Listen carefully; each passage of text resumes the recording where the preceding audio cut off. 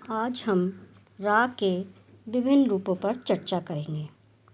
पहले देखिए कुछ शब्द मैंने लिखे हैं। कर्म, करम, प्रकाश और ड्रीम। देखिए इनमें रा का अलग अलग रूप आपको देखने के लिए मिल रहा है। तो रेफ संबंधी नियम। देखिए हमारे जो रा के रूप होते हैं वो पदेन रा और रेफ। लेकिन नाम तो हमने जान लिए, लेकिन अब इनको लगाना कैसे है, या रेफ कहाँ लगेगा और पदेन रा कहाँ लगेगा, ये हमें पता करना है। तो रेफ संबंधी नियम। रेफ वाला रा स्वर रहित होता है और यह अगले व्यंजन के ऊपर लगता है। अब देखिए यहाँ पर दर्द। देखिए आप देखेंगे इस रा की आवाज़ इस वाले रा के साथ में आ रही है, ठीक है। तो लेकिन ये अगले वाले पर लगेगा। पर्वत, सूर्य। देखिए आप इसके बोलने का तरीका देखिए, अभी आपको समझ नहीं आया होगा। इस शब्द को बोलकर देखिए और इस शब्द को बोलकर देखिए।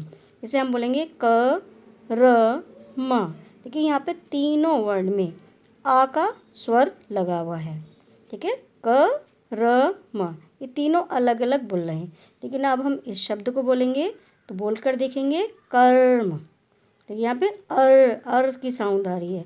और आप अगर गौर करेंगे तो आपकी जो टंग यानी कि जीभ है वो थोड़ी सी टर्न होती है इसे बोलने में। अब ये शब्द बोलिए धर्म। अब हमने क्या बोला, धर्म, ठीक है। तो ये धा के साथ बोला था इसलिए माँ पर लगेगा। कार्य। अब देखिए का के साथ आ हो गया और या के साथ आ हो गया, तो स्वर रहित क्या हुआ यहाँ पर, रेफ रहा, इसलिए ये यहाँ पर क्या लगेगा, रेफ। अब देखिए ये शब्द देखिए, अक्सर लोग इसमें गलती करते हैं। देखिए आशीर्वाद, लेकिन कुछ अध्यापक भी और कुछ बच्चे भी, ठीक है, अभी तक यही लिखते आ रहे हैं, ठीक है।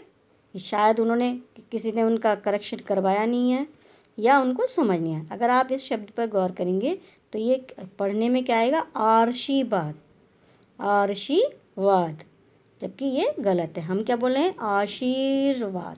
देखिए इस मात्रा के साथ ये लग रहा था, ठीक है, तो इसलिए ये अगले वाले पर लगेगा। मुझे उम्मीद है कि रेफ आपको समझ में आ गया हो। अब पदेन रा संबंधी नियम क्या है। यदि रा से पहले कोई स्वर रहित व्यंजन हो तो रा उस व्यंजन के नीचे हलंत में लगता है। अब देखिए ये पढ़कर आपको बिल्कुल भी समझ नहीं आया होगा, ठीक है। अब यहाँ पर समझने की कोशिश करेंगे। देखिए इस वर्ड को, शब्द को बोलिए क्रम, क्रम, ठीक है। तो मैं आपको नियम बता रही हूँ कि आपको बहुत ही आसानी से समझ में आएगा। देखिए आपने बोला क्र, क्र, तो रा जो है का के साथ जुड़कर बोल रहा है, ठीक है। तो इसमें कर यदि कोई शब्द वर्ण, ठीक है, किसी यदि रा व्यंजन के साथ संयुक्त रूप से बोले और उसमें कोई मात्रा हो यानी कि कोई स्वर हो तो पैर में रा लगाएंगे। देखिए क्र, क्र, तो इसमें क्या बोला, क र अ, क्र, क्रम। अब देखिए प्र, प्र, यानी किसकी आवाज़ है, पा, रा और आ की आवाज़ आ रही है।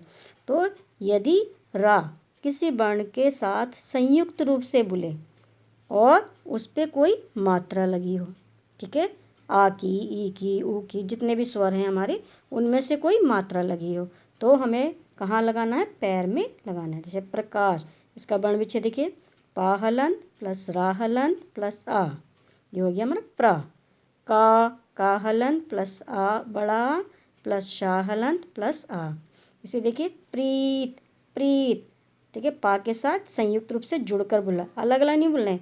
अगर हम देखिए इस शब्द को परीत, अगर हम इसको ऐसे लिख दें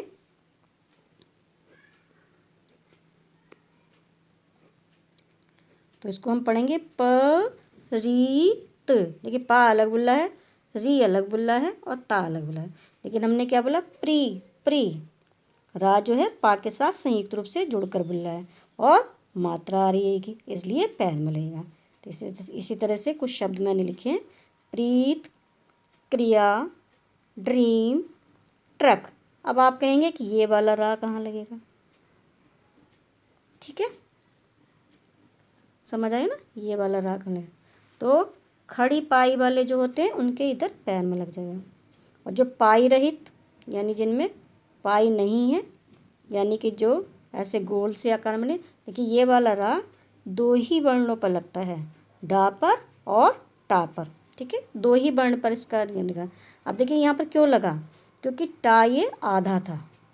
ठीक है, अब टा के साथ रा संयुक्त रूप से जुड़कर बोला तो हमारा बोला ट्र ट्र ट र अ, इसलिए टा हमारा आधा था और रा हमने पदेन रा इस साइड को लगाते हैं, इधर को लगाते हैं। जब हमने इधर को इसके रा लगाया तो इसका ये रूप बन गया। ठीक है, तो ट्रक, ड्रीम, ये जो उल्टा वी की तरह है, ये केवल टा और डा पर ही लगेगा। अब देखिए कुछ लोग पूछते हैं कि ये श्रा कहाँ बनाना है। श्रा कहाँ बनाना है, जब शा के साथ रा संयुक्त रूप से बोले, जैसे हम बोले श्रम, तो हमें ये श्रा बनाना है, श्रीमान। ठीक है, अब इस वाले सा के साथ अगर संयुक्त रूप से रा बोलेगा तो क्या हो गया, इसके पैर में लग जाएगा, जैसे श्रोत और श्रेष्ठा। तो आज हमने रा के विभिन्न रूपों पर चर्चा की। मुझे उम्मीद है कि आपको ये समझ आ गए होंगे।